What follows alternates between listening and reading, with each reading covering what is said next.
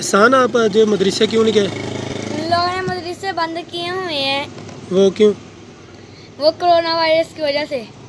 तो वो सही है ना, बंद किए हुए, उसकी वजह से बीमार हो जाएंगे बच्चे। फिर मस्जिदें वगैरह क्यों बंद की हुई हैं? कह रहे हैं जुमा नहीं पढ़ना है। तो इसी वजह से नहीं कह रहे पढ़ना। अगर हम नमाज वगैरह पढ़ेंगे तो फिर ही कोरोना वायरस ख़त्म होगा। अल्लाह ताला हमारे से नाराज़ है, इसलिए फैला हुआ है।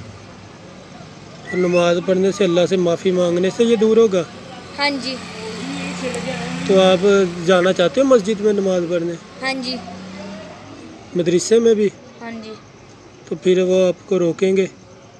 नहीं रोकते। क्यों? जो नमाज पढ़ने जाएगा और अल्लाह ताला का कुरान मजीद पढ़ने जाएगा, अल्लाह ताला और उसे कोई भी नहीं रोक सकता है। हाँ, बिल्कुल सही बात कही आपने।